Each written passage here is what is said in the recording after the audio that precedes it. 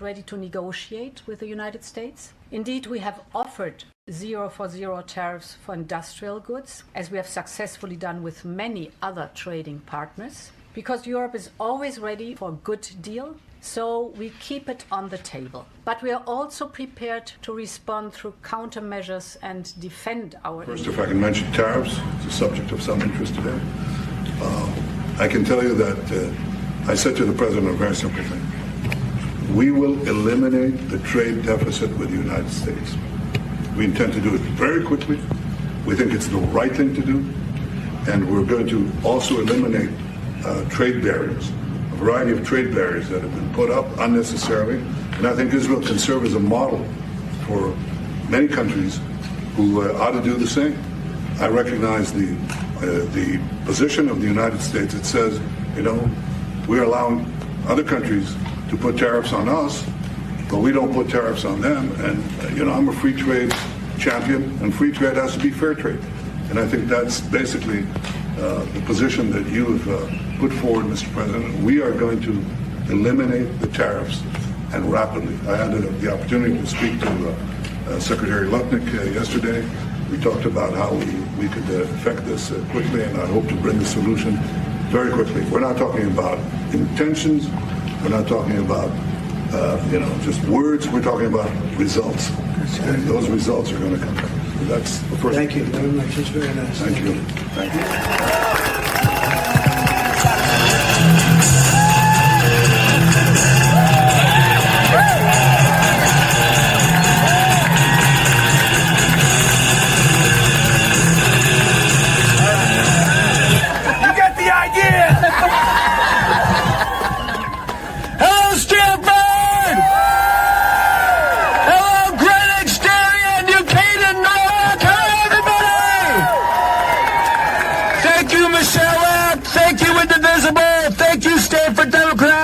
Thank you, everybody here, for fighting! So I just got one thing to say. Hands off! Hands off! Hands off! Hands off! Hands off! Hands off! Hands off! You are introducing companion legislation to what Senator Cantwell just laid out for us. But as I understand it, in the House, Republican leaders have already restricted the ability to rein in changes to the Mexico, Canada, and China tariffs. They tucked language into the continuing resolution. Does that get in your way when you are trying to now claw back some congressional control of tariffs? Well, first of all, good morning, Margaret. Thanks for having me on. And I enjoyed listening to Senator Cantwell. I support the legislation that Senator Grassley, Senator Cantwell, we have total of 7 Republicans in the Senate. And I have some beginning support on the House side, which we'll unveil tomorrow. It will be harder to pass this in the House, no doubt. I think if we get 60 votes in the Senate, they'll put pressure on the House to look at this. And if we continue to see the stock market go a certain direction, or if we see inflation or unemployment shift in a bad way, I think then this bill becomes a very viable bill. So it will not pass tomorrow or maybe in the next couple of weeks. But this will be in the queue that we can use. And it's time that Congress restores its authorities here. In the Constitution, it's clear. The House and the Senate, Congress has the power of tariffs and taxes. Mm-hmm. And we gave some of that power to the executive branch. And I think, in hindsight, that was a mistake.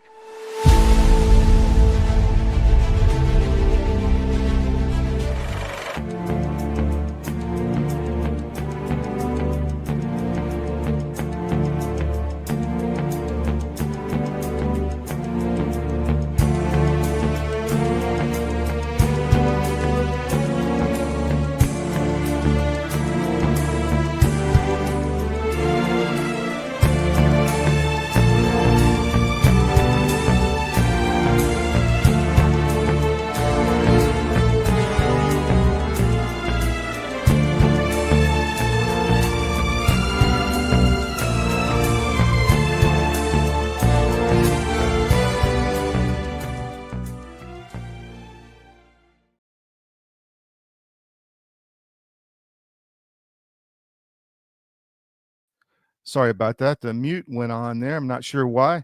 Welcome to the SCIF.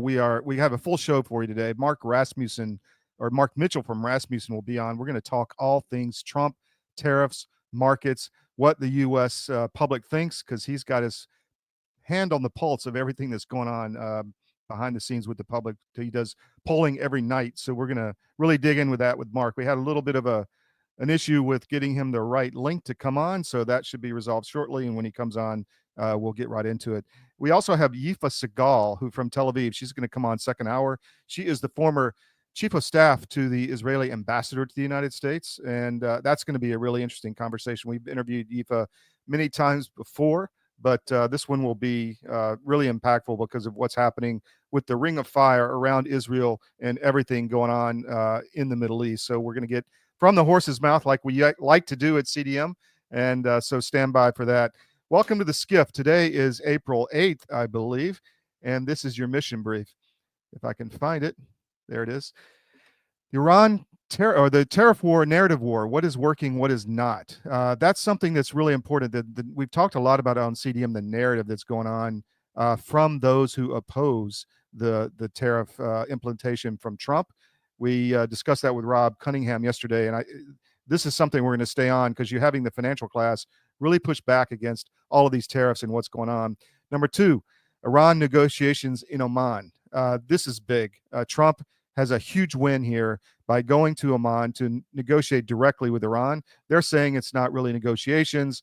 They're saying it's just indirect negotiations, but we'll do direct if things go well. But Trump got a win here by solving this Iran crisis, hopefully via these negotiations. Of course, a lot of voices in Israel are pushing to take out Iran's nuclear capability, but hopefully we will not have that happen. The Israeli view from Tel Aviv with Yifa Segal. We're going to get into that. And then China retaliates on tariffs, and Trump threatens again to raise tariffs. But there is a green across the screen in the markets right now because Trump has just said that they are waiting on a call from China and a deal may be in place. And then SCOTUS rules on the Alien Enemies Act and allows Tren Aragua to be deported. So I'm going to bring in Mark Mitchell right now. Mark, thanks for coming on, man. Really appreciate it. Sorry about the link mix up there. Oh, I do it all the time. Yeah, good to be back. So tell me, my friend, what do the U.S. public think about these tariffs? I mean, I'm seeing a narrative war with the financial class really pushing back, but what does Joe Bag of Donuts on the street think? Well, there's been a lot of emotional and mental manipulation about the tariffs because it's a really tough thing for people to understand. They just don't get the details. And the first couple of times we've asked, it's like a Rorschach test. You can literally get whatever numbers you want. The last time we literally tried to keep it as simple as possible. Do you support the tariffs or not? And we got like 33% yes, 33% no, and everybody else was not sure. But they get the sentiment. Like, that's the thing here. Everybody's screaming about the stock market and talking about the economy as if the stock market was the economy. But that is not the case. Americans, the middle class has been gutted, and this is what they've signed up for. Because we asked this: does the government do too much to protect U.S. manufacturers and businesses from foreign competition, or not enough? And not enough wins 45-17, overwhelmingly among Republicans and independents. And then also, we took a J.D. Vance quote: if we do not protect our nation's manufacturers, we lose a fundamental part of who we are as a people. Making things, building things, and working with our hands is America's heritage. And 73% agree. 73%. Only 21% don't agree. Only 27% of Democrats don't agree. And so what it comes down to is they're trying to use these dirty tricks. They're trying to convince people that all of a sudden now Donald Trump is done. And I can tell you his approval took a little bit of a hit, but he's still, in the high 90s. I think it was 49% today. Let me check. I mean, that's not bad. Joe Biden left office at 44% in our numbers. Actually, okay. So fresh numbers just back, got down to 47%, but last night's overnight was back up to 49. So it's going to come back up. And it's all, I mean, it was a psychological operation they did this weekend, trying to convince everybody yesterday was going to be Black Monday, and it completely fizzled out. That is so obvious to me, Mark. I mean, you had all the legacy media pushing this is, as you say, Black Monday, the market crash. China's going to, just win over the U.S. and all of this like coordinated operation. And even the financial class in the chats I'm in were like, geez, this is the worst thing Trump could have ever done. He should recalibrate, and they even tried the 90-day pause thing that they threw that little there in the media, and that didn't stick. So No. Is it have they lost this narrative, or what do you think? I mean, I think so. Listen, everybody screaming is a billionaire or works for one. That's essentially what it comes down to. And I was joking about like all of the Republicans' phones that were probably melting off the hook from all the like Coke money and Club for Growth people, because that's where these people get their campaign money, especially in the Senate. And what do you see? 6 or 7 Republicans break rank with Trump over tariffs. A lot of them get money from companies that have ties with China. Like that's just fact. You can look it up in Open Secrets. And so, you mean like Elon Musk? I mean, well, they're all, he freaked out about this too. But unfortunately, like as you can see, the American people are overwhelmingly. We have new numbers in the field tonight, and we're literally just asking, did you vote for this? And I guess we'll see the results, but the results are probably going to be like a lot of Republicans saying, yeah, I voted for this. I did a Twitter poll on it, and 85% to 15, they said, yeah. So I think people see through what's happening. And again, the economy is not the stock market. We had numbers nationally before the election. Only 20% of people think today's children will be better off than their parents. Wow. Like that's how bad it got. Number. So we're going to take a break real quick. We'll be right back with Mark Mitchell from Rasmussen. Stay with us.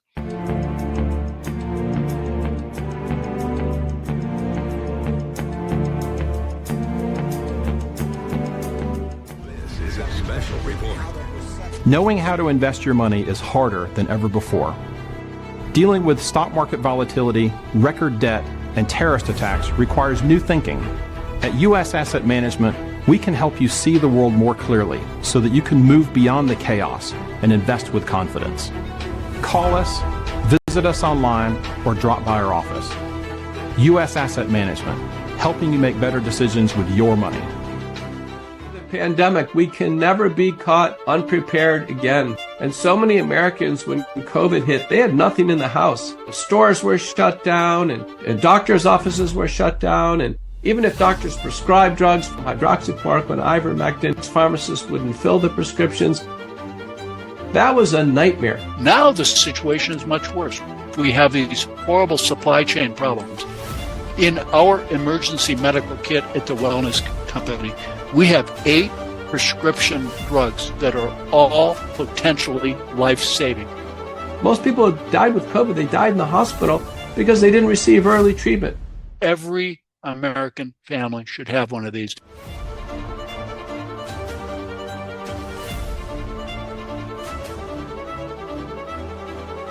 I can tell you the Wellness Company kit is the answer. So we are in the factory in Kentucky. This is Alp World HQ, and we are at the end of the packing line. So I'm going to show you how it works. We have the card, throw it in there. There's a packing slip, and then you have the Alp. And 4, but that seems honestly like a lot. 3 now, but it's good. These pack a punch that, for a normal nicotine brand, it'd be like 8. We think 3 is fine. Next one. Again, 4. Let's throw 3 in just to keep it fair. Okay?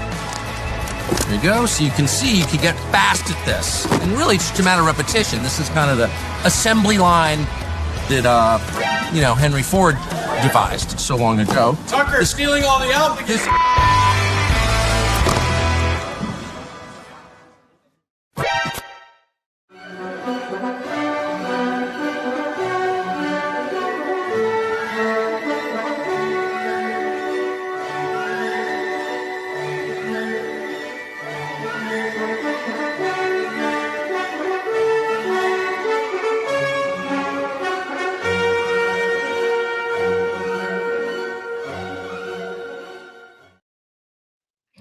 So, Mark, I was wondering, Judge Roberts has taken a lot of hits recently with stories about him, palling around with some of the liberal justices, Norm Eisen, et cetera. What are people thinking about the Supreme Court right now? Have you polled on that?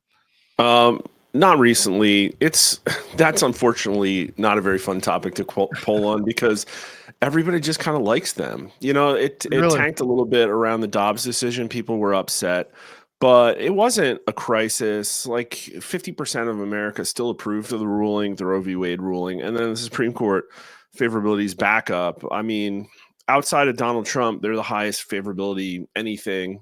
So, except for like kittens and firefighters, it's just one of those things. I'll try and pull it up, but I mean, it's not. Well, let's shift. Yeah. What are the big targets or big issues that you see the public's really interested in right now? I mean, like this is really it. The thing that I'm tracking that I think is most fascinating is that Trump's platforms, we've talked about this before, but Trump's platform is more popular than he is by far. Mm-hmm. And that might be a surprise to people because, oh, he's racist. Oh, you can't have a border wall. Oh, look, you can't hands off the economy. Well, no, like over 60% of people support mass deportations. Like imagine that, right? Yeah. People support him cleaning up the government. 70% are angry at the level of waste, fraud, and abuse. And so like on every single one of these topics, that's more important and more favorable than him. His favorability is like close to 50 right now. And that's higher than any other politician, really, to be honest with you. Kamala Harris still trails him, every one of the Democrat challengers. And who likes Donald Trump the most, and what is fascinating to me, is 18 to 39-year-olds. We just looked at a poll. I did a poll on Stephen A. Smith over the weekend. And the 18 to 39-year-olds in this poll went Kamala Harris by 9 points, according to themselves, just back in November. And they had like a 55% Trump favorability, like massive net positive in the teens, whereas everybody else, it's negative or underwater. And they think that the country's going in the right direction more than anybody else as well. And so that's a complete reversal because the Democrats have always thrived on the younger vote. And you look at these protests and it's like boomers, like it's basically boomers. And now all of a sudden you're going to have this coalition of the afflicted because their 401k took a hit. And I just don't think people want to hear it because 18 to 39-year-olds can't get a job. Yeah. They can't buy a house. And Donald Trump is literally speaking to their souls. And what I think he's done is put a package together, a gift for the Republican Party that's the best platform they've ever had. And what I think you're seeing is because of DC, because of money, because of reasons, they're reticent to get behind it. And they need to because they're going to start losing again once Donald Trump's gone. So is Trump just giving the youth hope? Is that because they haven't had any, right? I mean, you see this in Iran where the youth are rebelling even down to like low teens and in the face of very tough violence from the RCG because they have no hope for the future. Is that what you're seeing in the U.S., like a rally to I can actually have a job and a house, as you said? Yeah, that's what the numbers say. We have tried to ask in multiple ways. And what I'm starting to see is that the 18 to 39-year-olds are more informed on things like, oh, we're angry at the level of waste, fraud, and abuse more than anybody else. And one of the ones that we asked kind of early, I think it was maybe the first week of February, is will Donald Trump's second term usher in a golden age, I think is the word we use for America. And 18 to 39-year-olds was almost 60%, more than anybody else too. So it like just off the charts. And they don't. I mean, looking at the Democrat Party, it's AOC doesn't pull well. Yeah, Newsom doesn't pull that well. They got Chuck Schumer. Kamala Harris is a loser. None of those people are going to be able to capture the cultural zeitgeist. It's like they built an entire machine that thrives on celebrity status in an era where people like don't care about celebrities because they hate the system. I saw AOC was polling ahead of Schumer in the Senate race. Have you looked at that at all? Oh, we haven't done that one yet. What we just did is, as part of the Stephen A. Smith poll, we did a couple of matchups.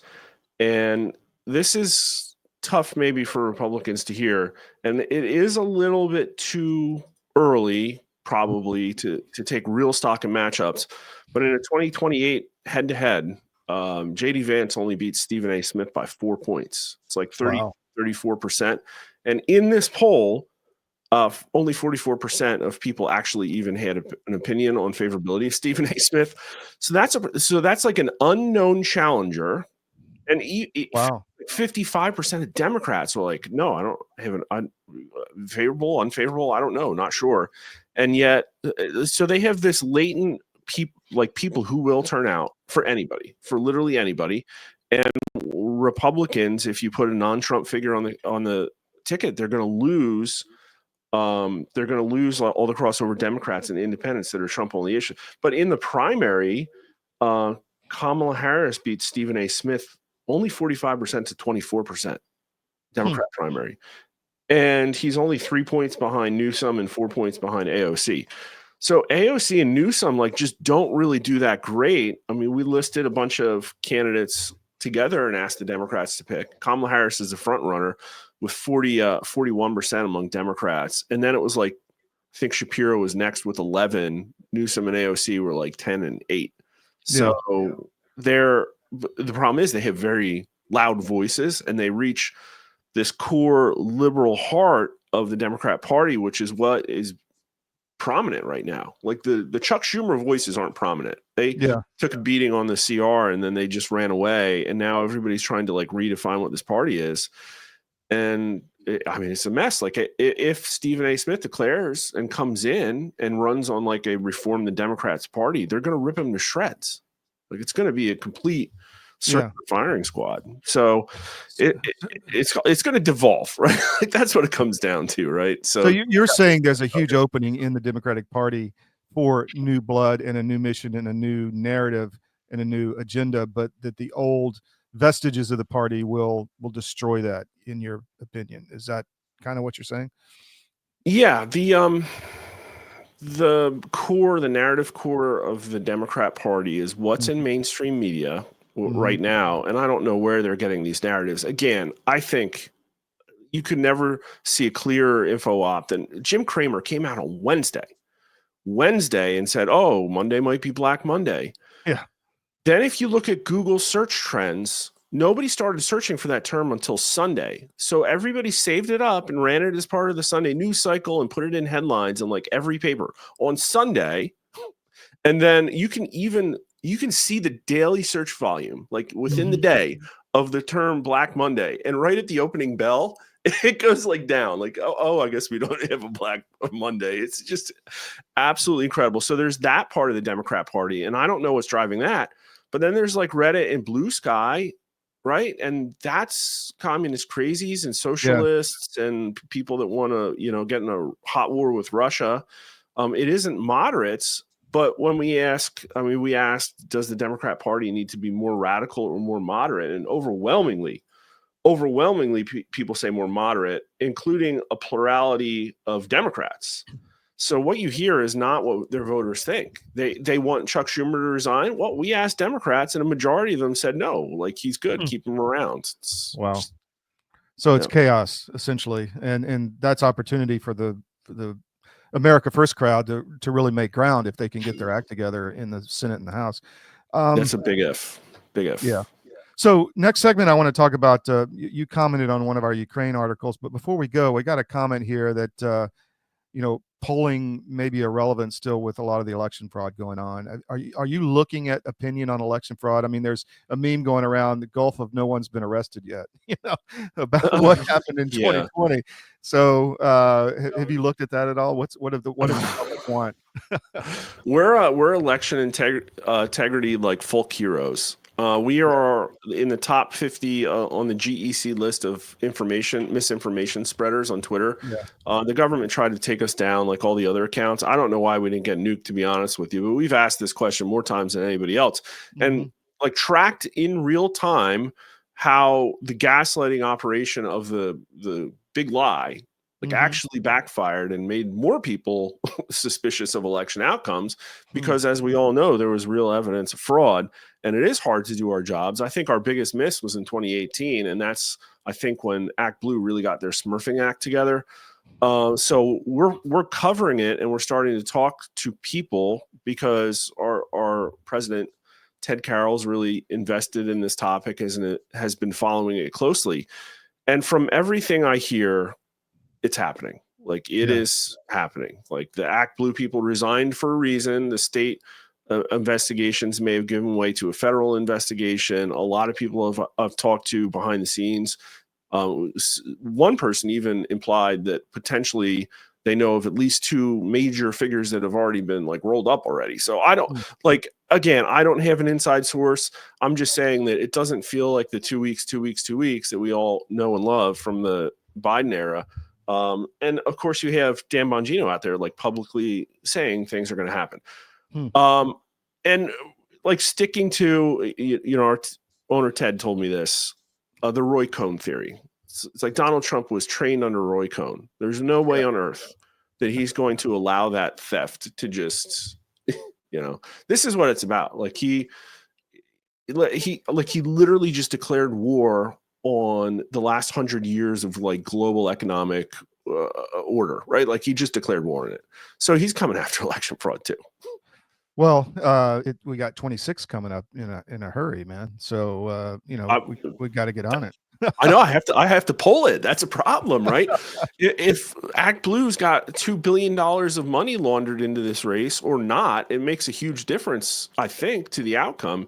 And I have to like pretend that the elections are fair and like poll these things, and we know they're not.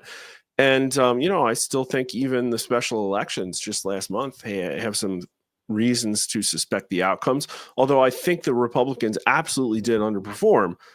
You can like both things can be true at the same time. Because if they underperform, they don't have to cheat so much, right? I mean, because they're monitoring the algorithm and they can slow it down. But anyway, we're going to go to a break. We'll be right back. Stick with us on the SCIF. So we are in the factory in Kentucky. This is Alp World HQ, and we are at the end of the packing line. So I'm going to show you how it works. We have a card, throw it in there. There's a packing slip, and then you have the Alp. And 4, but that seems honestly like a lot. 3 now, but it's good. These pack a punch that, for a normal nicotine brand, it'd be like 8. We think 3 is fine. Next one. Again, 4. I'll throw a 3 in just to keep it fair. Okay? There you go. So you can see you can get fast at this. And really, it's just a matter of repetition. This is kind of the assembly line that, Henry Ford devised so long ago. Tucker stealing all the applicants.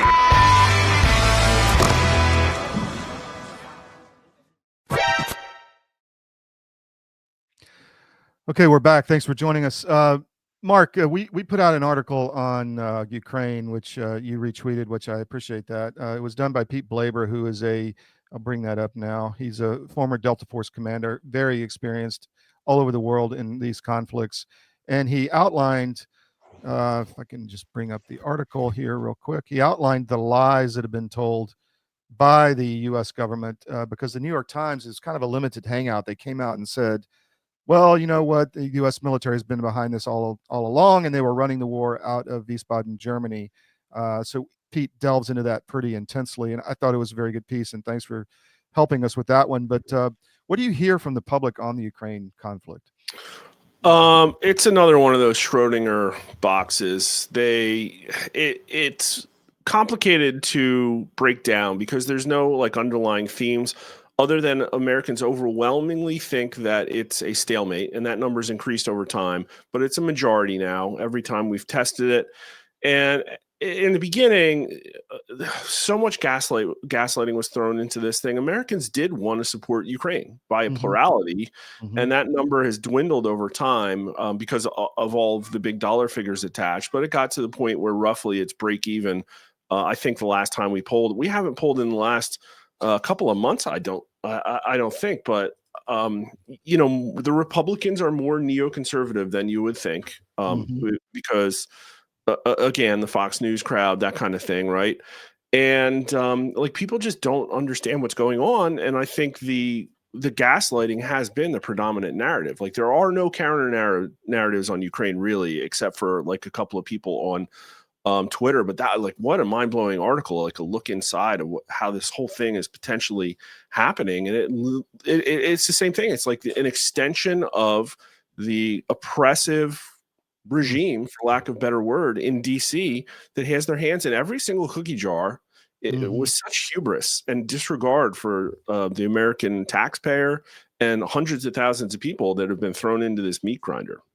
So you're a professional in this sector, in this space. How do we get the message out to people? I mean, you've got General Cavoli, which, we had this article up too on armedforces.press, where they were testifying in front of the Senate Armed Services Committee, just complete lies that the Ukrainian army is much powerful. The Russian army is, getting worse. I mean, it's just not true. So in your estimation, how do we get this out to people so that they can consume it in a real manner? I mean, just keep pushing what we're doing, I guess, huh? I think more stuff needs to come out of the administration. I think Trump doing a press conference like once a week, it's not enough, right? Like that thing they did with Brett Baer and Doge is awesome. Yeah. Do it weekly. Yeah. Have another one on Tuesday nights for the situation in Ukraine. Actually have stuff coming out of the Department of Defense and what's going on. Because the thing is, again, Trump is the highest polling political figure right now, maybe not as of last night, but he'll come back up, right? Yeah. But Zelensky polls really well. That's a in problem. Ukraine or in the U.S.? Here, we just asked impression of Zelensky. This is back in March after that blow up at the White House, and he had a 53% favorability rating. It was the same as Trump at that time, and we're not sure, so a higher net favorability. And 41% of Republicans have a favorable impression of Zelensky. So I know, like, we all make fun of his military fatigues, but actually, no, like Tom Clancy reading Republicans love that crap. Who is more to blame for the disagreement, Zelensky or Trump? People said Trump 45% to Zelensky 34%. Wow. So that's how bad the gaslighting is on this particular issue. And like, to fight it, it's information, right? And totally. With COVID, there was a lot. With election integrity, there are these. Some of the evidence is really stark. It's like, oh, look at that, all the bellwethers, right? Like, went for Trump and then Trump lost. With Ukraine, there's no smoking gun like that. Like, I don't even know what it would be, but we just don't have it yet. I agree with you that the messaging needs to be a lot better. In fact, I've heard from Reagan Republicans, in parentheses, in Georgia and elsewhere, that they're upset. They don't like Trump's meanness. What is he doing? They don't understand. So I think that they want better messaging, and they sent me a clip from Victor David Hansen, who sat down and explained the whole tariff thing in a rational manner, maybe like a fireside chat almost. Is that kind of what's needed, just to tell people what's going on a more regular basis? Yeah, 100%. But I think, like, stuff needs to come out, right? I still, to this day, I don't think you asked me how many Ukrainians died. I don't know. Like, where would you even go for that information? Well, we have intelligence agencies, and I'm sure that's classified right now, but Trump's the classifying authority. Like, give us actual information, because this whole election was about government trust. That's what it was about. Only 30% trust the federal government. Way fewer than trusted Kamala Harris. That ultimately what it comes down to. And so Trump ran on restoring trust in the government. And okay, we got some JFK files, but these info operations are still playing out. The mainstream media still has a complete upper hand on all of the propaganda that it's putting out, the pro-Zelensky, pro-regime propaganda. And I think there's a ton of stuff in there, like, biofacilities, money laundering, blah, blah, blah. Like, the fact that our generals, who aren't supposed to have operational control, are actually running a foreign military proxy war. Like, it's not really a proxy war. No, it's not. It's not anymore. And so that's a very important piece of information. What completely blew my mind apart. And the New York Times is saying the New York Times is saying they have video or audio of Cavoli on the phone screaming at commanders, like literally on the ground, saying, "Keep going, go through this, foxhole," or whatever. I mean, talk about micromanagement from 1,400 miles away, or actually 5,000 miles away. There's been a lot of COVID stuff come up recently. You mentioned COVID. You've got people are still wondering, and they still want the truth, and they want accountability. Any polling on that, or any insight into what the public is thinking? Another reason that Rasmussen reports almost doesn't exist, because we polled on vaccine safety, which is a major topic for people. And it's one of the reasons why the government trust was so bad. But we have, on just some of the headlines, 33% agree that the COVID-19 vaccine is killing large numbers of people. Nearly 1 in 5 say someone they know died from the COVID-19 vaccine. More than half suspect COVID-19 vaccines have caused deaths. And overwhelmingly, people don't trust the narrative. Way back in, I think, 22 or 23, we asked, hey, did it come from a Wuhan lab? And everybody was like, yeah, of course. It was like in the 60s. I think it was upper 60s. I can't remember off the top of my head. And so we've asked that literally any way we can, because, and I don't think, like, there weren't scientific studies. Nobody pulled on this topic at all. One of the crazy ones, we asked, did somebody in your household die of the COVID virus? And 11% said yes. And did somebody in your household die from side effects of the COVID vaccine?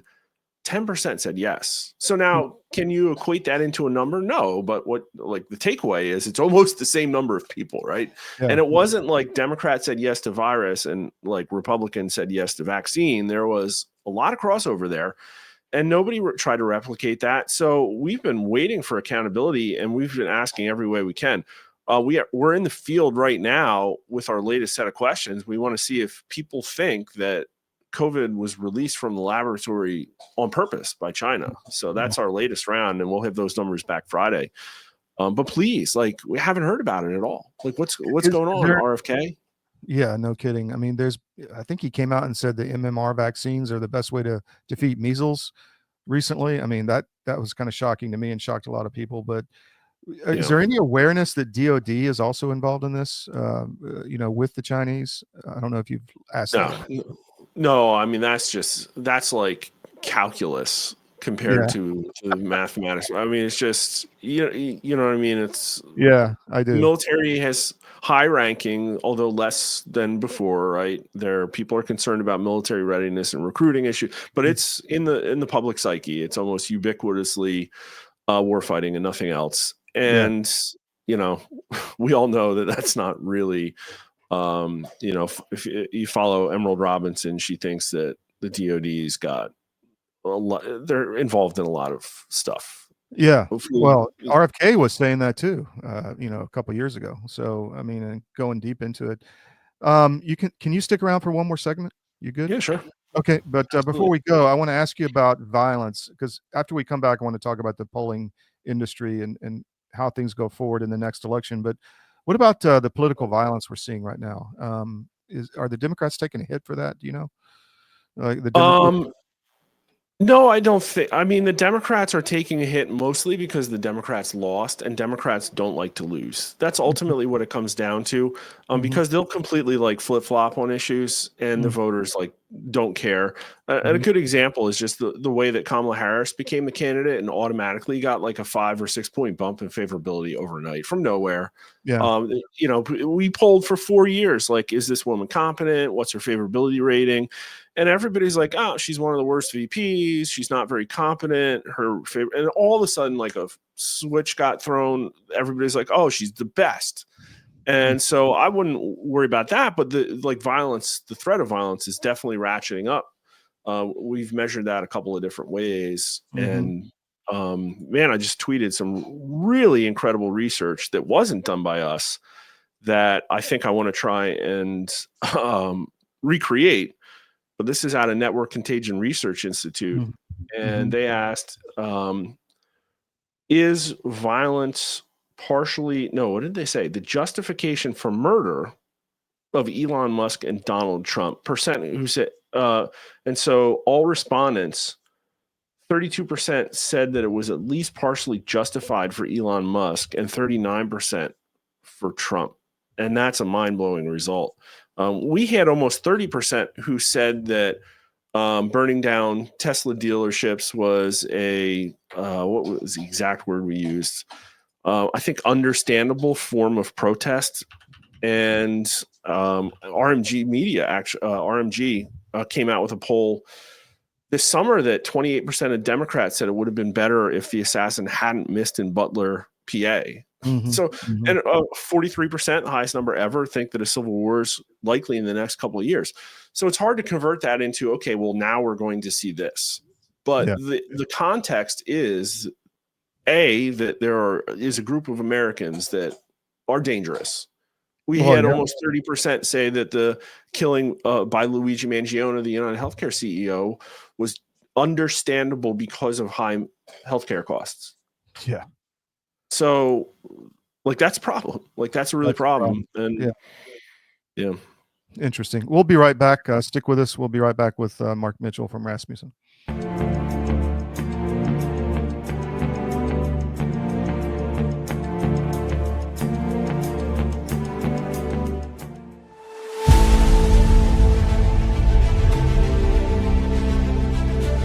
Watching my friends gain more and more weight. And then eventually, I got to tell you, this is a little dark, but bad diet literally killed my whole crew. Wow. Diabetes, a stroke. I mean, all kinds of stuff. It's like, you had a stroke? You're not even 50 years old. You guys got to quit eating this stuff. Your body knows what's what. You are not conscious of this. But that's why people will go to the refrigerator and they'll grab this and that and the other and put together this outrageously elaborate combination of foods. Your body's trying to reach balance. Unbeknownst to us, our bodies are always trying to reach homeostasis. You can't eat all of this stuff and expect to live a long time. And one thing led to another, and I went, forget this. We're going to make our own product. So we partnered with one of the world's top 3 biochemists where nutrition specific study is concerned. I said, all I want is the best nutritional and immune support product in the world. So we mixed it in yogurt. It's a powder. I got a bag of it here. I keep one on the console all the time, just so I can show people. Yeah. And it's a powder. Now, this is not candy. This is hardcore nutrition. And sugar is an enemy. And most people do not know that the reason these bellies are showing up on people all over the place, your body makes fat to store the toxins it can't get rid of. So it just puts them over here. But I can tell you this, you take this for 30 days and then lay off of it for 2 or 3 days, and you'll go, good grief, give me some more. Skin, nails, hair growing back. Cut yourself and it heals in half the time.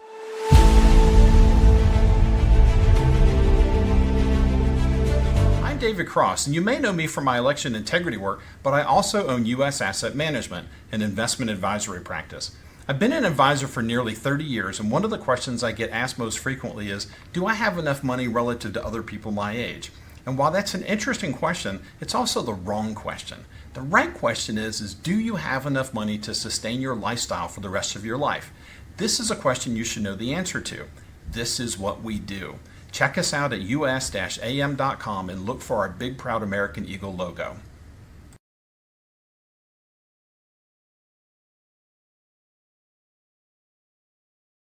We have foot, slogging over Africa. Foot, slogging over Africa. Boot, moving up and down again. There's no discharge in the war. 7, 6, 11. So, Mark, we've done some polling at CDM, and it's very difficult right now. And I may have asked you this before last time you were on, to really get accurate polling. Can you talk about your methodology? And I mean, you've got to be, it's almost an art and a science, right? I mean, it's mostly art. It really is.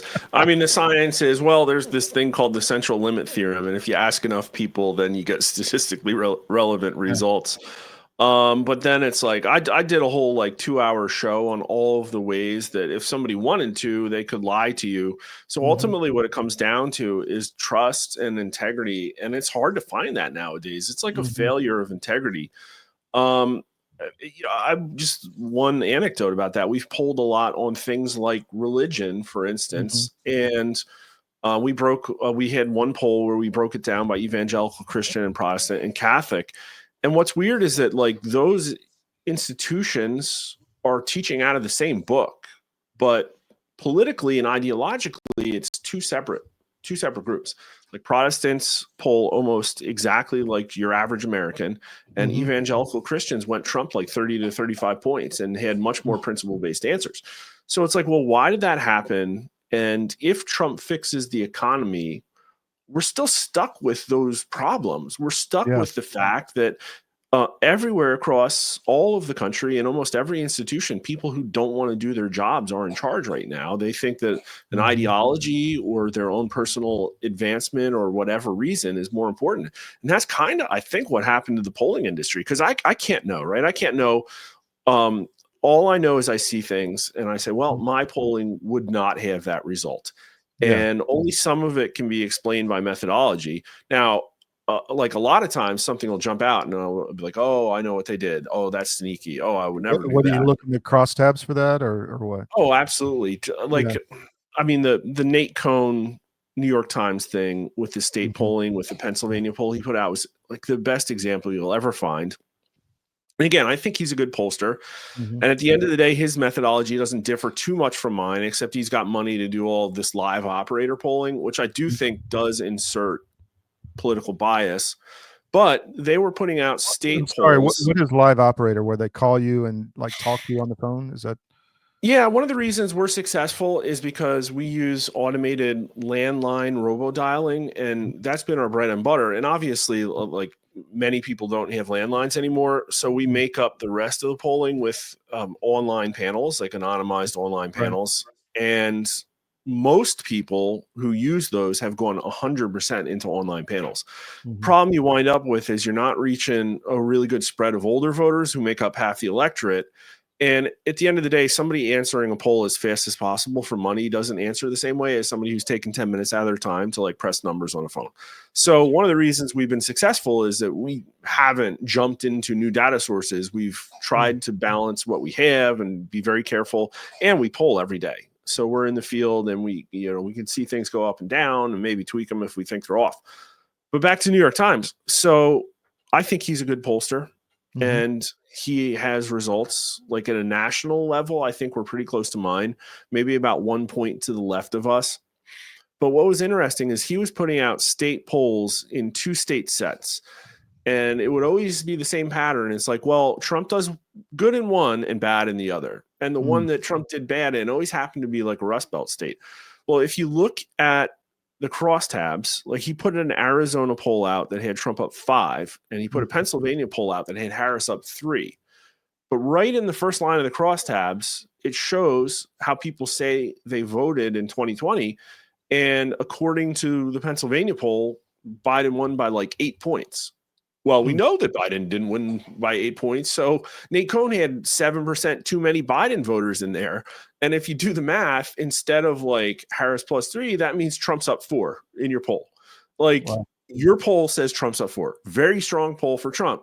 But the headline everywhere was Harris is winning in Pennsylvania, according to 538's #1 pollster, the New York Times. So is there a way or is there an awareness in the polling industry that, we may have jumped the shark and nobody trusts us anymore on the left? Well, self-awareness. Yeah, the thing is, well, here's the problem is that for the right, the polling industry jumped the shark back in 2020. And I'm still trying to like keep this business together because of that. Yeah. Many people on the right who are like, I'm never believing another poll again. And it's like, it's hard to argue with that. It's hard to say that that's the wrong thing to do. But what I say and what I say to my followers, and we've got like a pretty good following going now, and it's just because I like to hear somebody talk about it, is that I'm not making an election prediction. I'll try and back everything up I say with numbers. So I'm putting out data. It's up to you like what to do with the data, because I don't want to hear this is so hard. I really don't want to hear crap if we miss. I'm just going to tell you, I'm doing my best. So if we miss, we like screwed up. I'm not lying to you. And I can't say that for the rest of the people. But the problem with Democrats is they kind of like being lied to. Like that's the problem. So I don't know. What I can tell you is that the industry is consolidating and people are going out of business. And I think there's less money being allocated to polling. And that's sad because I think we have a role back in a world where like people cared about policy. And MAGA loses on messaging so much, and they just don't believe in fixing that. It's like they've put so much, the movement has put so much on Donald Trump, and he's not going to be there forever. And the Republican establishment is just going to revert. Like I talk to MAGA candidates. I know how bad the establishment is. they are, I think they're going to abandon Trump probably before the midterms. They'll probably lose on purpose in the midterms, so they have an excuse to abandon Trump. Oh, he's lost his mojo. Oh, we need a new leader. And then they're going to try and shove Romney down people's throats or something. Like that's what these people want to do. You know, they love their pharmaceutical money that they're getting to run their campaigns. They love their military industrial complex money. Like some of our leaders are doing pretty well with China, you know, some of them, you know, certain somebody there. Yeah, for sure. So is there an awareness that you brought something up? Is there, have you polled on the ethical considerations in politics? Like, I mean, specifically to people, does this public are they aware of the compromise financially in the House and Senate, et cetera? Oh man, this is like lightning round. I'm trying to bring it up. Yeah, well, I mean, we've done this many times. Well, no, you know, I don't want to like misquote some of this stuff. Yeah. But we asked, like, when a congressman speaks, how often of the time are they lying? And the results were really surprising. Overwhelming majority of people said at least most of the time. And we've asked, like, why doesn't Congress cut spending? And it's always, people always blame Congress and not taxpayers' unwillingness to pay more taxes. But I'm trying to think about corruption. I know we did over the last couple of years. I mean, like, people are aware of this stuff. We had over, I think it was exactly 60% of voters saying that it was at least somewhat likely that Joe Biden profited from overseas companies, including at least one from mainland China. And half of voters supported impeaching him. But it's like that's the core, right? It's like these people that understand justice was weaponized. It goes back to the rift in society that you're talking about.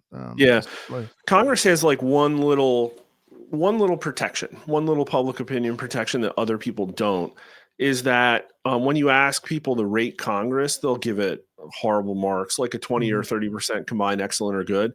And then you say, oh, well, how is your congressman doing? And they're like, oh, well, my congressman's doing great, you know, like 50, 60% excellent or good. So it benefits from the fact that it's just part of a blob. And what Americans are raging against is that blob. And so people will rate Congress poorly and then give their representative a complete skate and then not really know any of the other representatives. Like, you know, we poll on Chuck Schumer, Nancy Pelosi, Mitch McConnell. They have low favorability marks, but kind of high not sure's too, like 20, 30%. Oh, I don't know how that person's doing. And these are people that have been there for decades that lead Congress. Like, that's the problem, is that they know something's wrong, but they don't know what it is.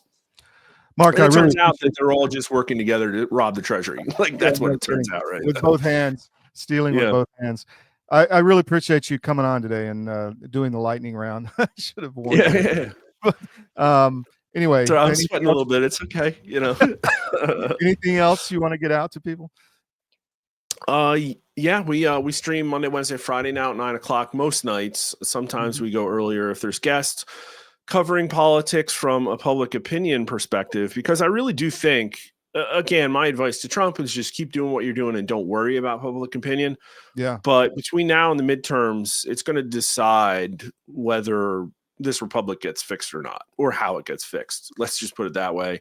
And so that's what we're covering, that along with investigations into election integrity that we do periodically. We bring people on to discuss it. And also we'll be covering more about how messed up the establishment is, because from time and time again from MAGA candidates, I hear the same thing, which is, nope, my establishment Republicans, they just want to run a squishy moderate and then collect all of the consulting fees from the national funds. Like, that's what it comes down to. Well, it's going to be, cause your quote on J.D. Vance, you know, not running that well against the opposition is concerning, I have to say. So a sportscaster, of whom 44% of people say they're not sure what his favorability is, only trails J.D. Vance by 4 points in a national 2028 head-to-head matchup. Like, Republicans, now you got me wondering if the whole J.D. Vance meme thing with the blueberry face and all that's been going on for weeks now. Is that an you think it's undermining him? No, I think like Trump built a broad coalition and people hear the word Republican and it's going to scare folks away. That's what it comes down to. And they have to convert that somehow. And they're not doing it by breaking with him on tariffs. Mark, thank you. We'll have you back. And we'll have Yifa Segal from Tel Aviv, former chief of staff of the Israeli ambassador, on next. Thank you. We'll see you soon. Awesome. Good to be here.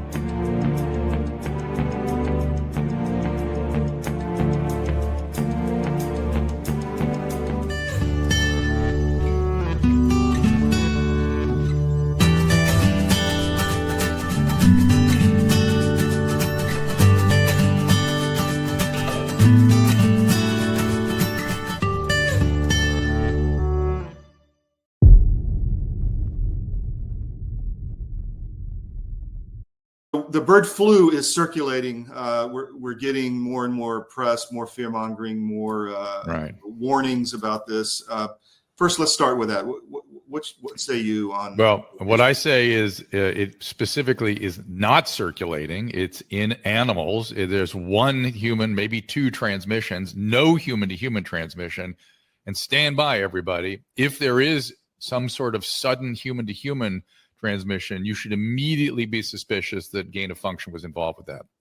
Just the fact that they're taking an animal virus and going nuts on it in the press and talking about it all the time, that to me leads me to believe that they have concerns that somebody is doing something with that virus, because this would not happen naturally, in my opinion. Our world is changing rapidly. Many crucial systems we depend upon are collapsing. And the most important system that is failing is the food supply. Mr. President, this Council is more than aware of the multiple challenges and threats the world is facing today. But the threat of famine, people starving slowly to death, must be a red line. These food prices are going to keep going up and up, and they're going to keep feeding excuse after excuse, narrative after narrative. Yeah, so you're going to have to get off that treadmill and start getting more autonomous with your own food growing. You want to make sure that you can eat, because frankly, food is the biggest issue as we are going through these transitions. But amidst the chaos, there is a path to resilience. Marjorie Wildcraft is the female leader of the survival and preparedness movement. Marjorie has taught millions of people how to grow an abundance of food in a grid-down situation, even if you have no experience, are older, or out of shape. I've spent decades finding the fastest, easiest, and funnest ways for the average person to be able to grow a lot of food. I've created a step-by-step process that's so simple that even kids to elders have been using it in order to grow a lot of their own food. And you can too, even if you have no experience, you're older, or you're out of shape. Growing your own food is like printing your own money. Get started today.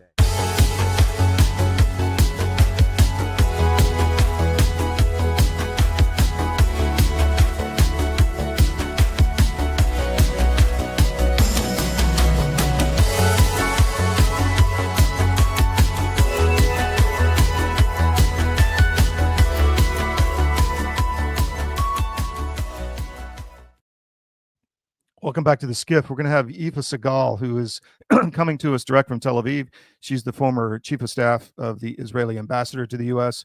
We've interviewed her before. She's just a really good source on what's happening in the Middle East. So she's going to be coming on shortly. Had the same problem with Mark on the link, so we had to send her a new one, but hopefully that'll get resolved shortly. I'm going to go and play a clip from Scott Bessent, the Treasury Secretary, that was on China, because I think it's really interesting how the whole narrative was against Trump on that the tariffs are going to cause, as Mark said, Black Monday. But Bessent is saying, well, China's about to make a deal. So I'm going to bring this up and play this for a bit. And then when Yifa comes, we'll bring her on. So stand by. Actually, I just got her on. So we're going to disregard that and bring her in. Hi there, Yifa. Thank you so much. I apologize for the link this morning. No worries. Everything is good. How are you? Well, congratulations on the birth of your child. Fantastic. Thank you. 2 children. I had twins. Oh, wow. I didn't know that. Wow, you're busy then. So I'm really thankful for your time today. Appreciate it. Of course. So last time we talked, I believe it was months ago. I mean, the wars had kind of kicked off, but not really got to the climax they're coming to now in Lebanon, in Gaza, in Yemen. Now Iran's on the, on the chopping block. What say you? Where does Israel stand right now against, as I think you called it, the ring of fire around them? Yeah, well, let's say, let's start with a general assessment. So, first of all, strategically speaking, the entire region is far better off today than it was, on October 6th, 2023. And of course, I'm not talking specifically individual suffering and the casualties of the war and the people who were murdered and even still being held hostages by Hamas, but generally more in a macro vision, strategically looking at the region. So Hezbollah has been weakened significantly, even beyond, I think, most people's wildest dreams. And when I say most people, I don't just mean the Israelis. I also mean the Lebanese themselves, and we see a significant change and a lot of movement in a more positive direction, not necessarily in what we would like to see and call an actual positive direction, but that remains to be seen. Syria, obviously, now we saw the fall of the Assad regime. That is a major blow to the Iranian axis. This was significant in terms of their control, a ring of fire around Israel, as a way to move people and shipments and weapons from Iran all the way to Lebanon. So we now see a new regime. There's a reason to concern, by the way. I don't share the joy and happiness and I think a lot of people would like to believe that this is some kind of a positive regime. I don't think so. We already saw them massacring the Alawites and there's a Islamist history there. So well, they killed a lot of Christians too. Killed a lot of Christians too, for sure. Yeah, but a lot of Christians unfortunately were massacred by the previous regime and during the civil war as well. The fact that the world is silent on these issues for so many years, that's a different problem that we should definitely address. So that's Syria. In Gaza, Hamas is in a dire state. They're still hanging on. We couldn't take the decision, or we wouldn't make the decision to finish the job. It's a very complicated situation, especially vis-a-vis the hostages there, and the political situation inside Israel is very challenging because this is a very emotional issue. But I think now with the new administration in the U.S. and a new wave of support, hopefully we'll get to finish the job in Gaza and finally rid ourselves of this homicidal, crazy jihadist death cult that is on our border in the south. As per Yemen, again, remains to be seen. Unfortunately, it seems that the American alliance still believes that wars can be won from the air alone. We know that not to be true. On the other hand, there is vast support, there is vast opposition inside Yemen, opposing the Houthis and fighting the Houthis. So perhaps, these attacks finally that are happening, a strong stance against the Houthis from the Western Alliance will assist, those on the ground who are interested in taking their countries back from the Houthis to actually succeed in doing that. So that, still remains to be seen. But as I said, generally speaking, the situation is much better. And, I would argue that the biggest, most important job is still ahead. I mean, the tyrants of Tehran are still standing, are still sitting in their seats. The Iranian people is begging for help. They see this as an historic opportunity for them. I think it's an historic opportunity for the region, for the world, for Israel specifically.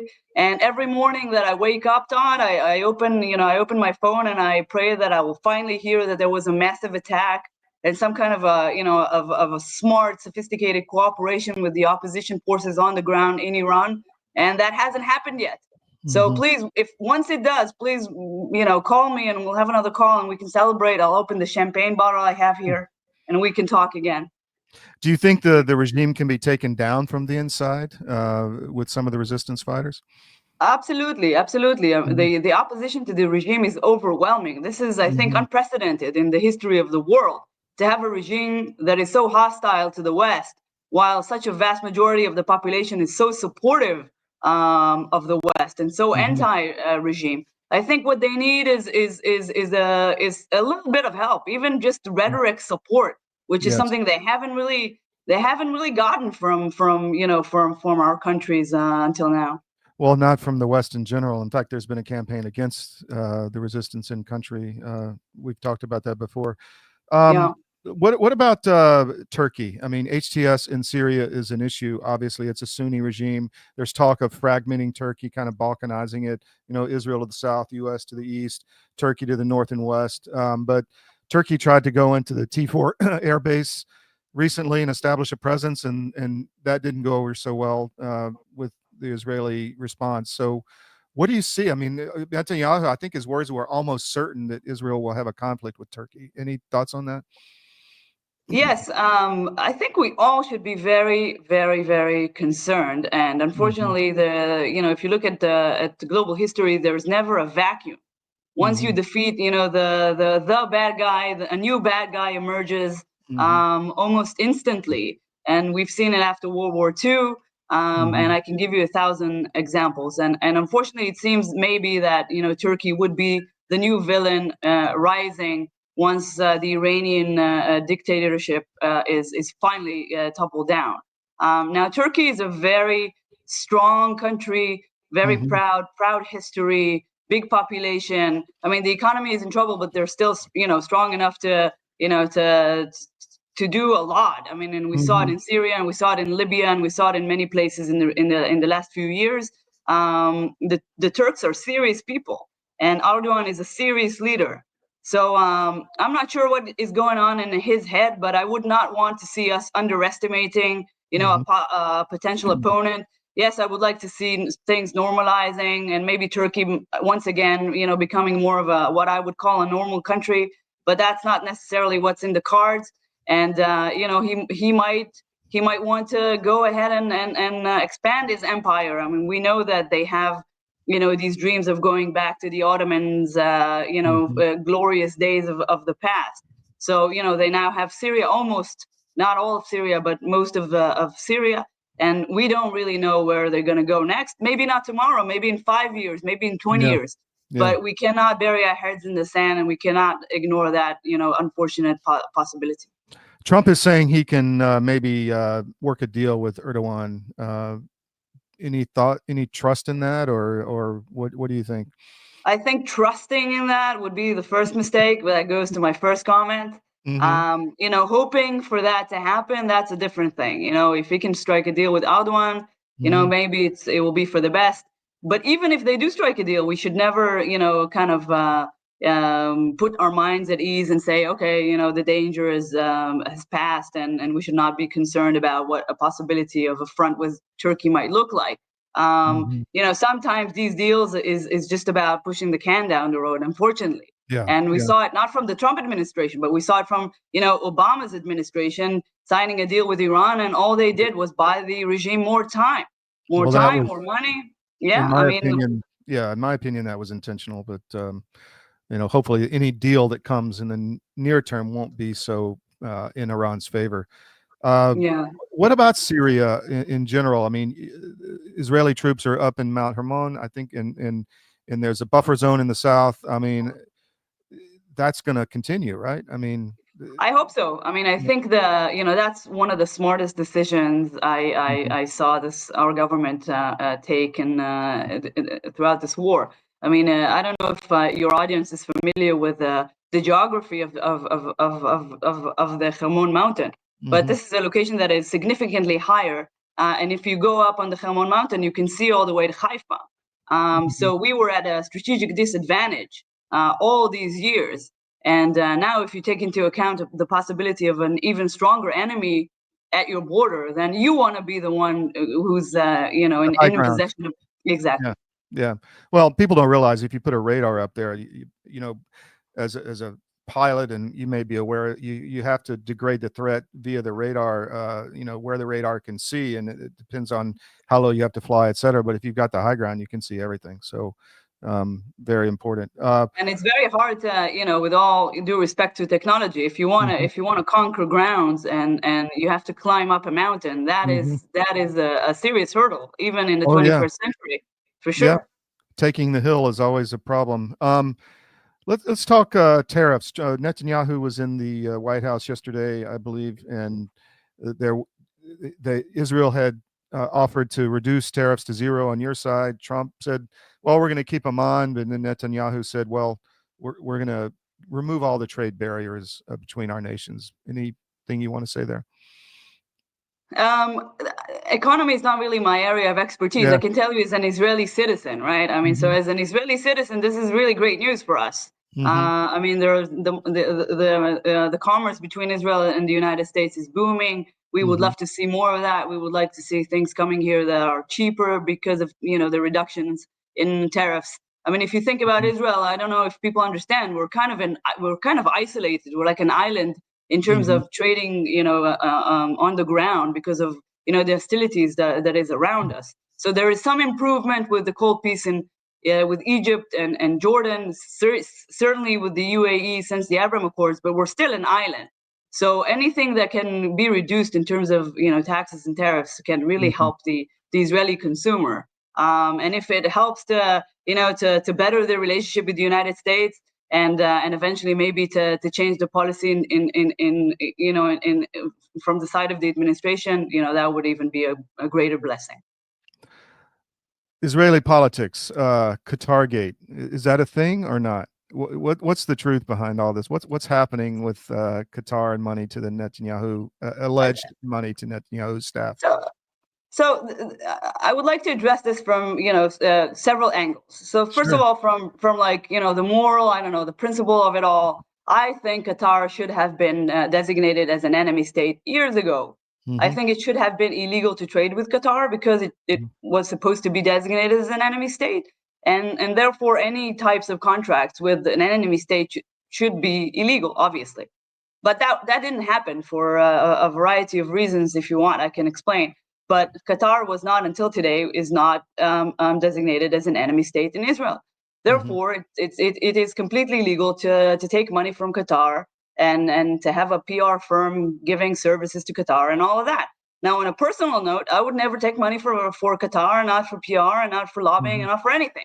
But that still doesn't make it illegal, right? It just like personally, subjectively seems immoral to me.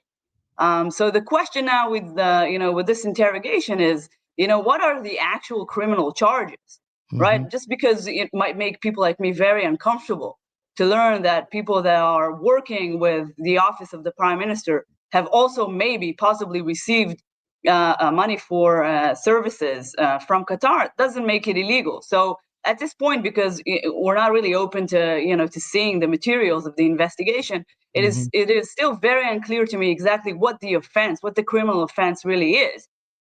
These two guys are not working officially for the prime minister. They don't have restrictions of being government employees.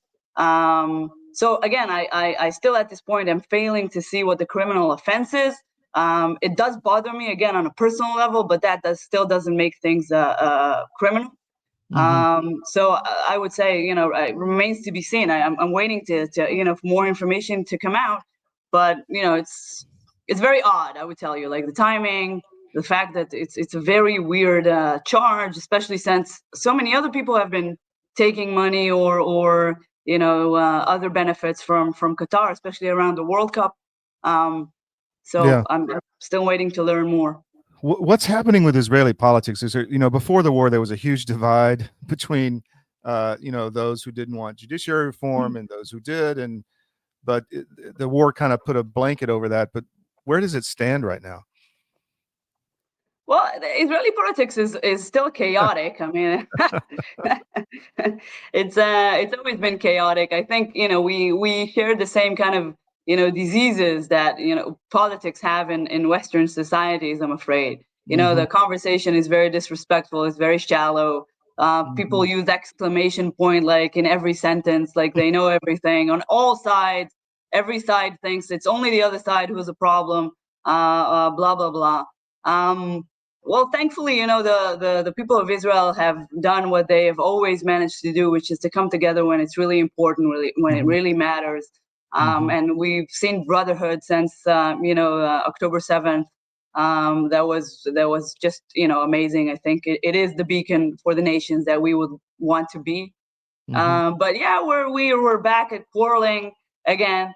Thankfully, the demonstrations they're not back to their original volume. It's really not as bad. The fact that there is a political criticism is fair enough, right? It's democracy, and it should always be like that.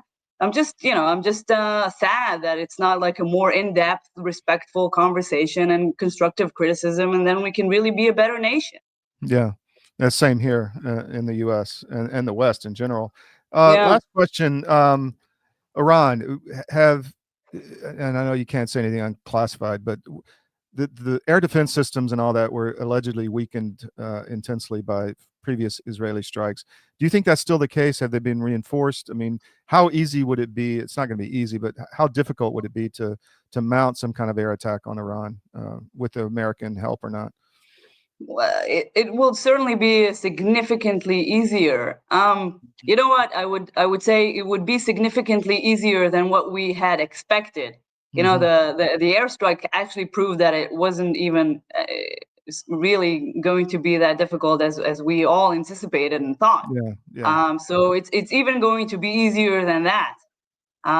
Which to say it's going to be pretty easy for like a well-trained professional, an amazing army like the Israeli army and certainly the American army. I think, and we're down to like understanding now pretty well where the facilities are, what would it take, weapon wise, et cetera, et cetera. I think at this point, it's just a matter of taking the decision. Yeah. It's taking the decision. And if you ask me, I think that, if we can somehow, it's very problematic, but I understand. I mean, and it's just a shallow conversation right now, but just to say, like, if we can have some kind of a coordination with the opposition, if this can be like, the opening shot, let's say, for this, well-expected revolution to start playing out, then it's the best possible play. Do you see any possibility of anything good coming out of Oman on Saturday with the negotiations with Trump and Iran?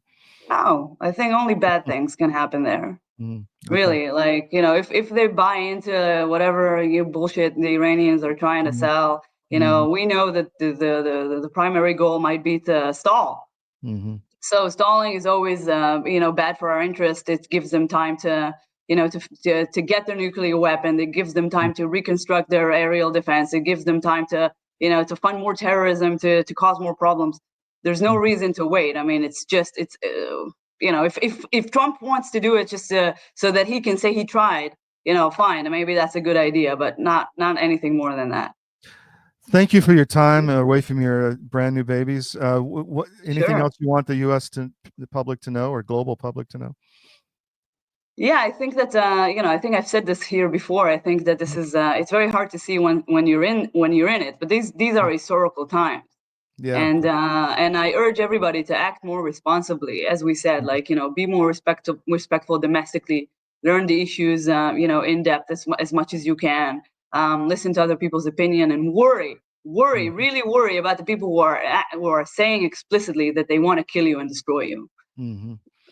That's when they tell you what they want to do, you should listen, right? So, right. Yifa, thanks for your time. Really appreciate it. We'll be right back on this. Good to see you, Todd. Thank you. Bye.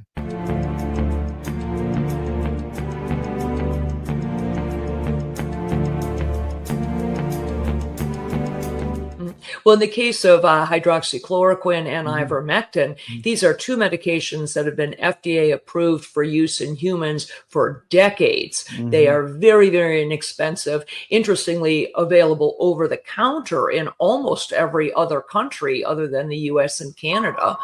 You can just walk into a pharmacy and buy them like we buy Tylenol in much of the world because they're that safe.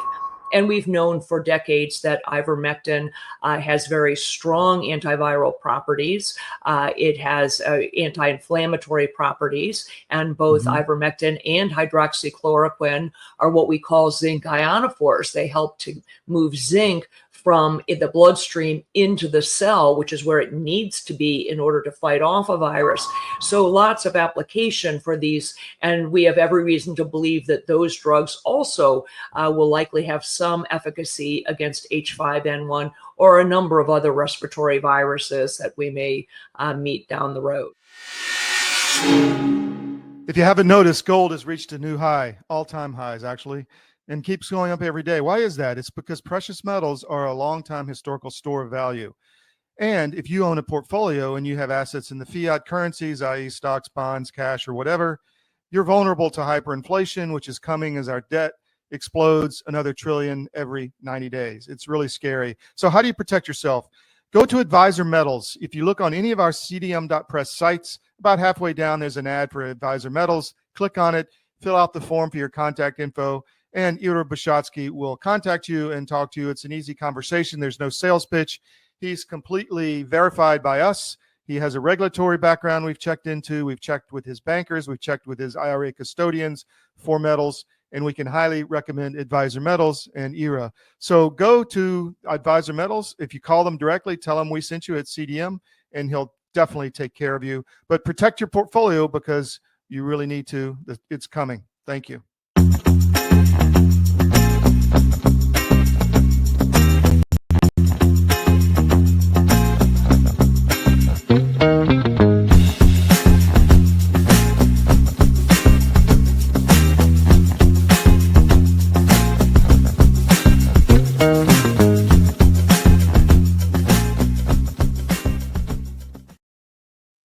Welcome back to the SCIF. The Israeli-Iran Middle East questions is a difficult one. We try to bring both sides of the issue. If you'll remember, we had Jack Maxey on recently that kind of was the other side of the issue from Yifa, but we want to bring just good information, and you can decide. We're going to bring you the opinions from all sides of the spectrum on these issues, and you can decide. So appreciate all the comments on her discussion, and we'll have more from the region in the future, because we think this is really critical to our children's future as to how this war does or doesn't happen with Iran, and how this is going to go down. Another big, we were about to play before she came on an interview with Scott Bessent with CNBC. This is really critical because he talks about a deal possibly being made with China. So I am going to run this real quick for a little bit, and then we'll talk more. Investing back in the U.S., because who knows what's going to happen, not just in 6 months from now, but in 2, 3, or 5 years from now, when maybe my plant would actually come on board or online. Yes. So, Andrew, that I think that may be what some of the countries are saying in public, but I can tell you I've seen the call list at the White House, and it's substantial.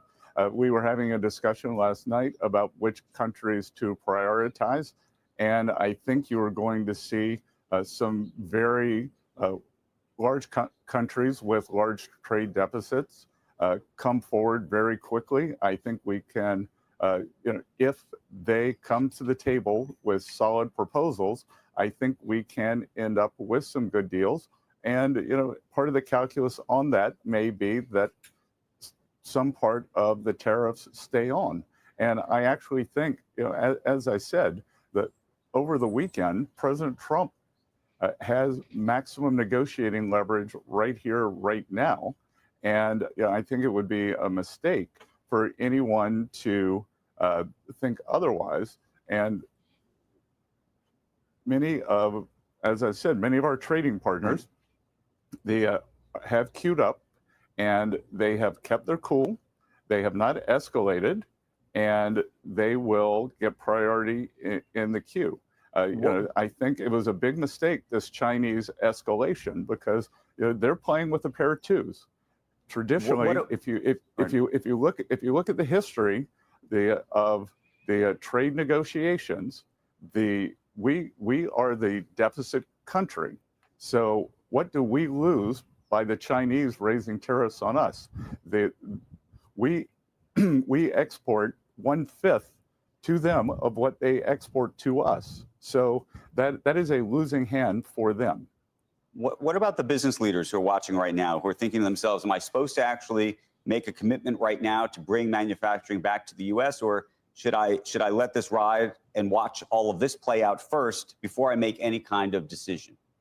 Well, and Andrew, as you know, unlike we financial market operators, business leaders, they have substantial lead time. So I am sure that they are putting together plans for what they would like to do when we finish these negotiations. So I think, again, they're not going to snap their fingers, find a greenfield site and build a factory, but I am sure that the planning has already started in boardrooms because I spent the weekend talking to CEOs and investment bankers, and that's exactly what's happening.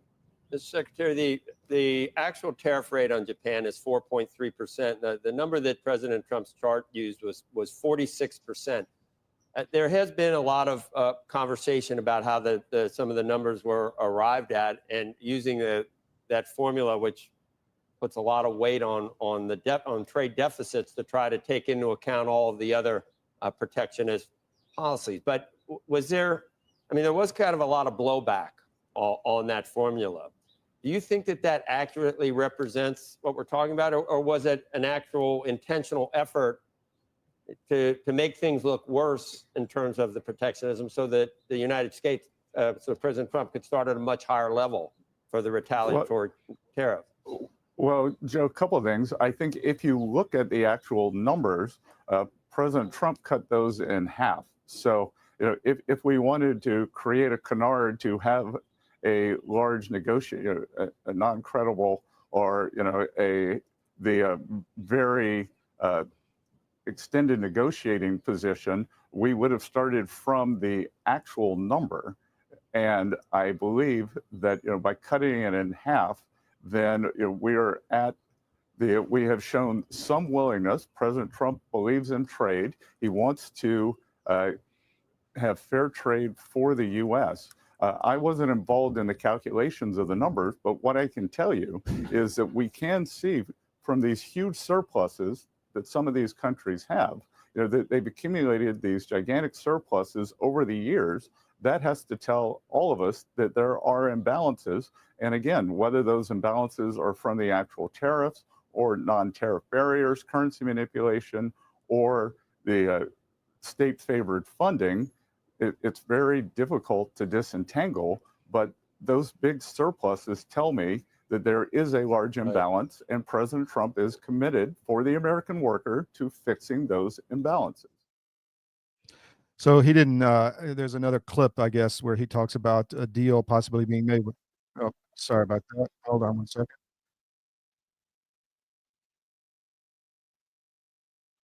Sorry about that. So there is allegedly a deal for China to come in and make the call, according to Trump, and they're just waiting on that. And that is why the markets are up substantially today. The tariff issue is going to be big. We're going to stay on this. It's really a narrative war between the financial class and those who really have no borders and no loyalty to the United States, and those who live here, who work here, who have their families here. And so it's a hugely important issue, and we're going to stay on it. We're going to take another quick break. When we come back, we're going to delve into some of the other topics that we had in the mission brief. Thank you for joining us today. We're kind of producing on the fly as our guests come and go, but we'll be right back on the SCIF.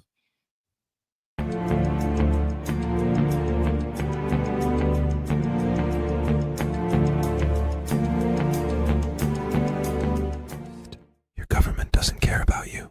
That's why you need a medical emergency kit. It contains life-saving medications like ivermectin, Z-Pak, and antibiotics. Stock them before they block them. True life Alp story. I got a call from a friend of mine yesterday, honestly, true story, who said his girlfriend had just broken up with him over Alp. He wouldn't stop. And I thought to myself, that's kind of sad. And he said, no, it's not sad. Imagine if I'd married her. Now I know I was saved.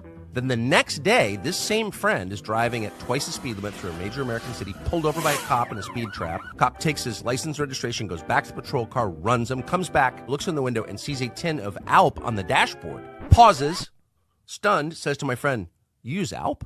"Yeah, I do," says my friend. "So do I," says the cop. "We all do." He looks at my friend thoughtfully and goes, "Drive safely, sir," and hands back his license and registration. No ticket. So in 2 days, he's saved from a tragic marriage to a girl who doesn't like Alp and a speeding ticket. All true. It's more than a nicotine patch.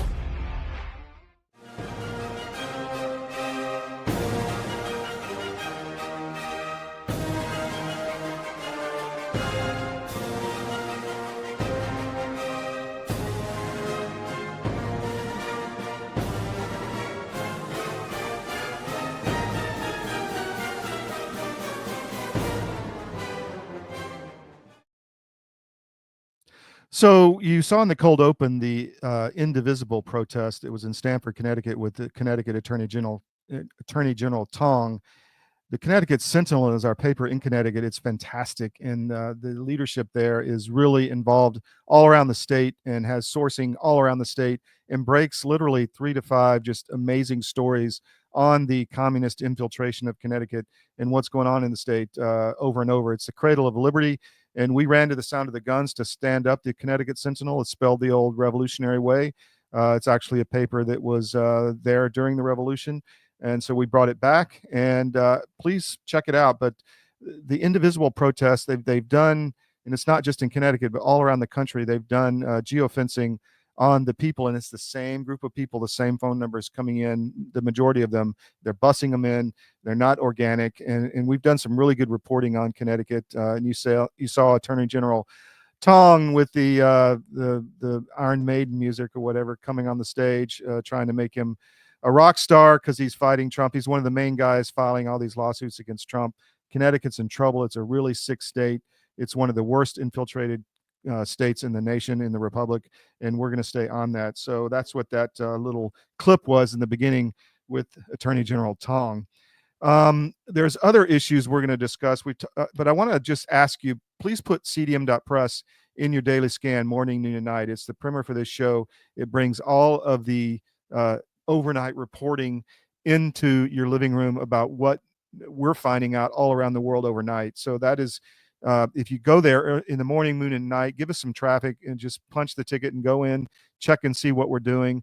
That'll be really helpful for us because we got to raise our traffic and our profile, and we're bringing on new readers all the time. But success breeds success. So if you can continue to help us with traffic, we'd really appreciate it. We're on podcasts, we're on Rumble, Getter, X.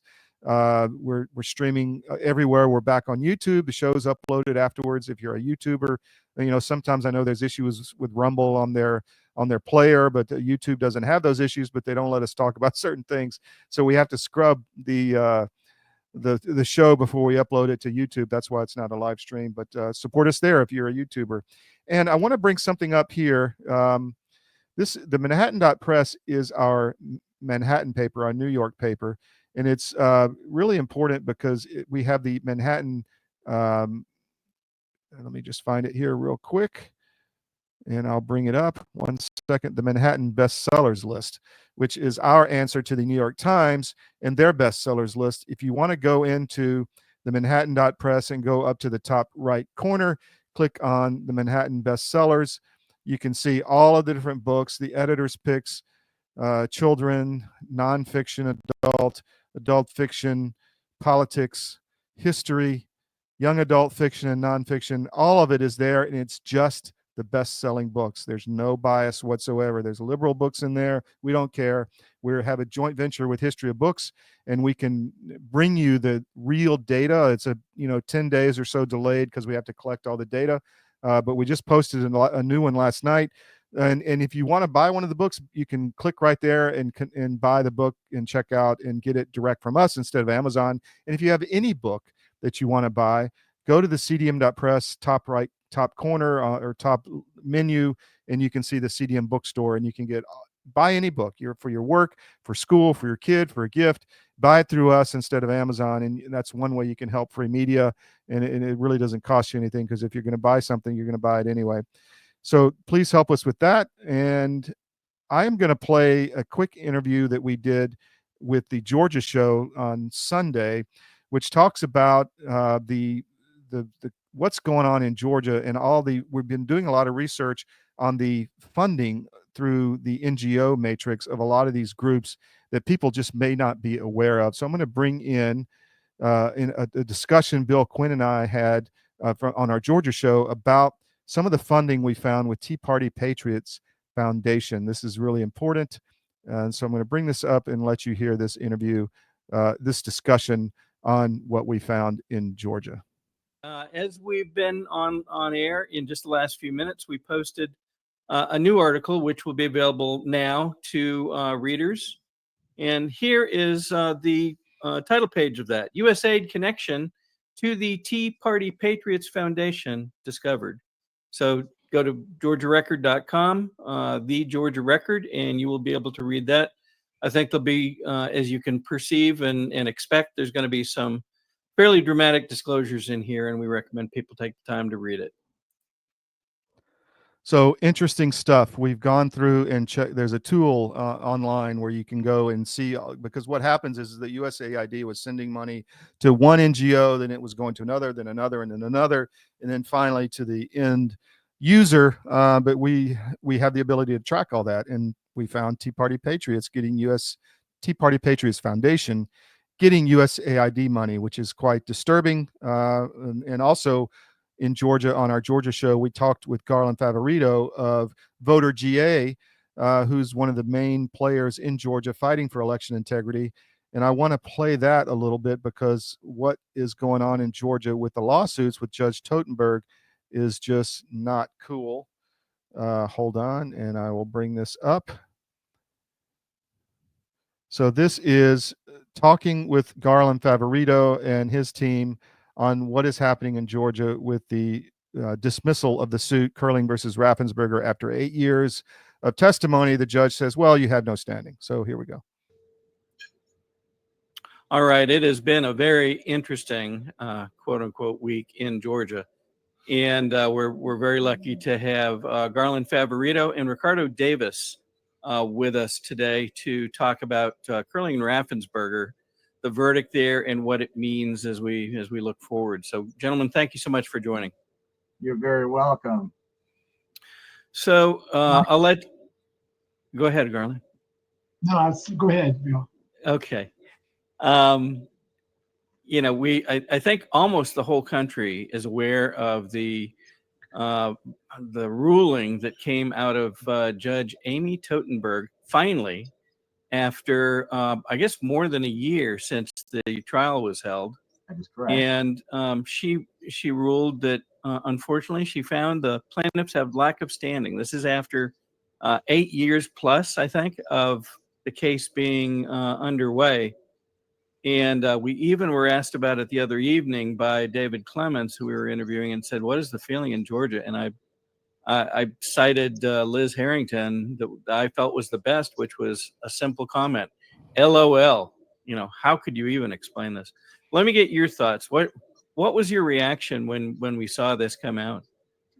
Well, since I got it late on the evening of March 31st, I actually thought it was an April Fool's joke. I thought somebody was playing us here. But then, as I realized this was an actual court document signed by the judge, it's like, oh boy, that's well, foolishness. And this is a ruling that was made after time again. This judge has ruled in Ricardo's favor and the favor of the other plaintiffs for years, literally years. And suddenly, so I think Ricardo David Coles, your attorney, summed it up best in 2 words, and he just simply said, intellectually dishonest. Yep. Well, that's very direct, and you know, very well could be exactly the case. But politically effective. Well, essentially, she gets a chance to wash her hands of the case.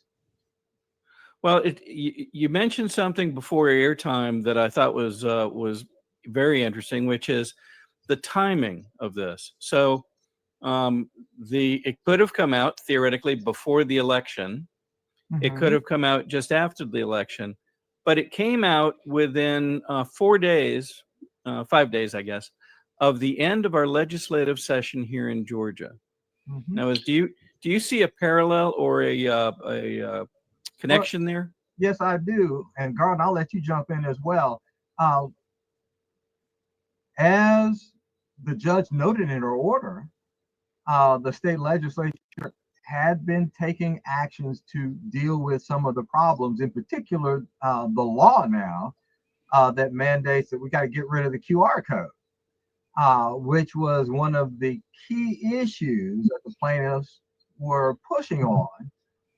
That, okay, how is it that, again, we have a system that doesn't comport with state law, that deals serious injury to our constitutional rights, and nobody's doing anything about it? So it looked as though now that, we're almost to the end of the session, so we're coming around the corner, it's late in March, we're making some very good progress on a number of bills, that in particular, one of them would have replaced the BMDs, which would have been a significant step toward what I was trying to get the court to do with regard to the system that we have. And I believe that the judge essentially said, well, it looks like that ship's about to sail, so you all don't need me anymore. Bye. And the other significant thing about the timing of that bill, it was also 5 or 6 days after Donald Trump issued his executive order 14248, yes, which also will eliminate QR codes from certification and basically rescind the certification of the existing machine. So I think either one of those two things could have played a factor in the timing of the decision. Mm-hmm. Many people remember too that he spoke to a room full of governors, including our own Brian Kemp, and said his openly, clearly his wishes for our elections, and directly in line with what you both have been espousing now. Hand marked paper ballots, hand counting, get rid of machines, single day voting, and a number of people, me included, I think, sent notes to Kemp saying, "Are you paying attention? Because this is your commander in chief, this is your president, defining the way that we should run this. Is anything going to be done?" Silence as usual. Silence. Well, and I might add, the leader of the governor's party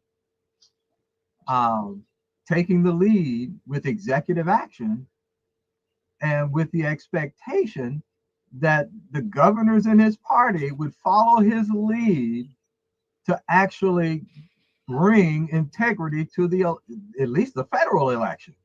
Mm-hmm. So I agree with Garland. All these things just kind of lead up to, it's like, well, you know what? This was a convenient time for Judge Totenberg to exit. Mm-hmm. I remember earlier in the case, I think it was 17 or 18, before the 2020 elections, there was a finding or an initial ruling on the case, and she seemed to indicate a high degree of concern. So it seemed that it would move forward. Yet she didn't do anything just prior to the elections, and that to me seemed, I don't know, odd. If you can just elaborate a little bit on that. What was your impression back in those days? I know it predates some people's knowledge of even having the case out there. Well, true there. The fact that we had our own little problems here in Georgia, everybody nationally was talking about, foreign interference in our elections back in the 2016 general election. So when, we have the finding that our current systems, in particular at the Center for Election Studies, the servers that were critical to the infrastructure of distributing essentially voting profiles all to every county in the state, that system was wide open to the internet. And after it was reported, some months later, it was still open to the internet. It had not been remediated. And So, not just voter profiles, because, you know, in addition, to your point, it was the entire election preparation system. yeah. So to Ricardo's point, you could put something on there, a malware, and have it distributed to all the counties for all the elections and without detection, because the counties have no way to detect it. So I think that's a very significant point you're making, Ricardo. So that was part of the pressure regarding us getting to the point where,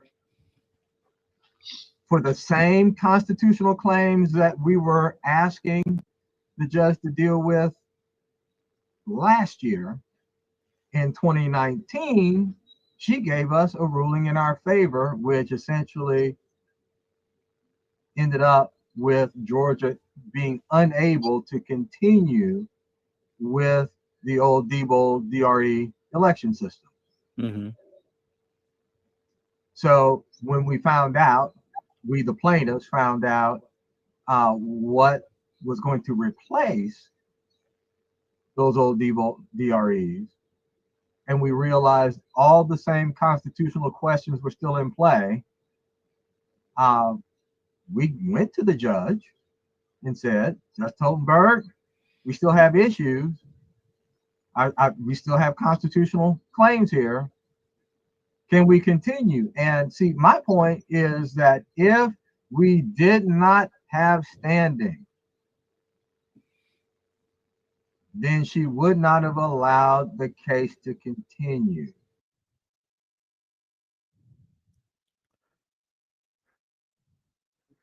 So we just wanted to play that for you so you understand what's going on in Georgia with the machines in the case of Curling versus Raffensperger, which literally went on for 8 years. And Judge Totenberg gave a ruling in October of 2020 that the machines are illegal and therefore they can't be used. But, you know, it's too close to the election in 2020, so we're going to allow them to be used anyway. And then she hemmed and hawed for years. They actually had Halderman come in and hack one of the tabulators in the courtroom in front of the judge with a ballpoint pen. And then she waits another year and then she dismisses the case on standing. So this is the judge who her sister is Nina Totenberg, the famous NPR correspondent. So a lot of nefarious activity going there, but we want to keep you up on that. And that's just something that we're good on in Georgia, and we're going to continue to stay on the legal actions for election integrity in Georgia. Talk about a few stories that we discussed with Yifa and with Mark. Number one, Trump is in Oman on Saturday. At least Steve Witkoff will be in Oman, I think, as the negotiator to start negotiations with Iran. We've discussed that at length, so we'll go on from that. Also, Trump is refusing to lower tariffs on Israel. Israel's decided to, or declared they will remove all tariff barriers and trade barriers with the United States. And that was, I think, Netanyahu wanted the tariffs removed, but Trump said no. That was, I think, shocking to a lot of people in Israel. And the fact that Israel was tariffed after saying they'd move their tariffs to zero was tariffed anyway because of their large trade imbalance. I think Trump, this is an insight that Trump is really looking to reverse the trade imbalance with these countries. And that's the real aim of everything he's doing here. And I want to talk about one more thing. We have a thing on the menu, the bottom menu on CDM, which is called the Freedom or Control List. And we update it regularly. We updated it yesterday with TJ Maxx and Costco. And we put names on here, left or right. The left is they want to control your life, and on the right wants to help you be free. So it's a good resource to go in and see, okay, I want to, you know, buy a book or get a plane flight or look at a bank or whatever. And you can find all kind of things here, with good information of what to buy, kind of a shopping guide. There's not as much on the right-hand side as we'd like, but we put a lot of effort into this over the years. There's a lot there. So if you have concerns about a company, maybe it'll be on the list and you can check it out. With that, I really hope you enjoyed the SCIF today, a little chaotic with guests coming and going and a links getting changed midstream, and a lot going on with the tariffs in the media. We try to stay up on everything. And if something breaks during the show, we're going to try to get it out to you. But that's just the nature of the show. It's kind of producing on the fly, and that's just the way it is. But please support our sponsors. Put CDM.press in your daily scan. We'll be back tomorrow on the SCIF. We're Monday through Friday, 10 a.m. to noon and Eastern, and we'll be back tomorrow. So we'll see you at 10 o'clock. Thank you very much.